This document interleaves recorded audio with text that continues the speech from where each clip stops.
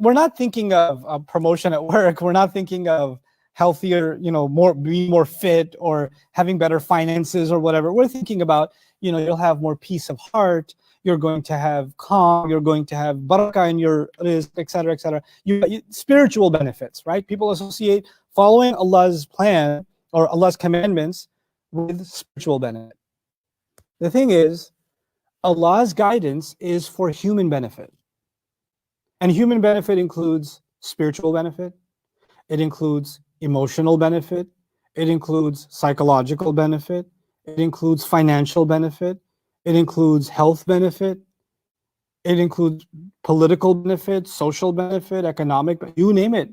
Human benefit is incorporated inside Allah's teachings. Where am I getting this from? These people have a problem that's coming, right? The problem that's coming is a famine that will starve the nation to death. No one has the answer to save this nation from famine except for knowledge given to a prophet. Yes or no? And the knowledge that is given to a prophet is going to save this nation from an economic crisis. And when there's an economic crisis, a political crisis is right behind it.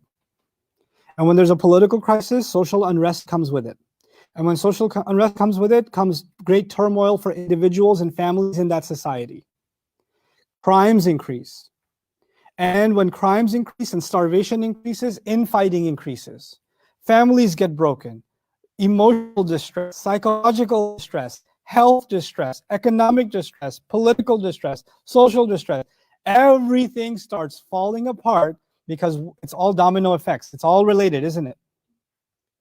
And the only one who could keep this entire, the collapse of society, and therefore the collapse of family, for the collapse of the individual, the collapse of government, all of that collapse that was coming the way of Egypt. The only thing that put a stop to that is knowledge that was given to a prophet. What do we learn here about knowledge given to prophets? Prophetic knowledge isn't just there to help you spiritually. It's not just there to help me be closer to Allah in the akhirah, and that is its ultimate goal.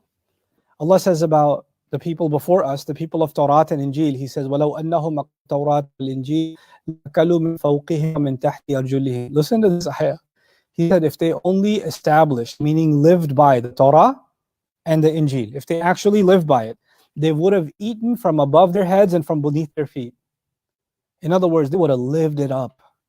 They would have had a good life if they lived by Allah's word. If they live by, so in other words, He's not just talking about spiritual benefit, He's talking about very worldly benefit. You know that famous dua, رَبَّنَا آتِنَا فِي الدُّنْيَا حَسَنَةً وَفِي الْآخِرَةِ حَسَنَةً وَقِنَا عَذَابَ النَّارِ. Give us the best of this life and the best of the next life. Give us good in this life and give us good in the next life. The purpose of revelation is not just to secure your next life and harm you in this life.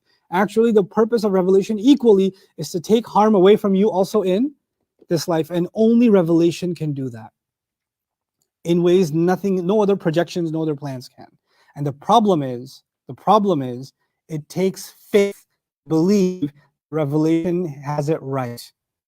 Because scientifically, if you had a psychologist from today, 3 PhDs, back in the time of Yusuf alayhi salam, and this man, Joseph, is saying there's going to be 7 good years followed by 7 bad years, what's he going to say? This is some form of dementia. This is perhaps this man has been severely traumatized and feels that they get news from the unseen, etc., etc. They would dismiss revelation as something that doesn't make any sense. First of all, before even the interpretation, he would dismiss the king's dream, isn't it?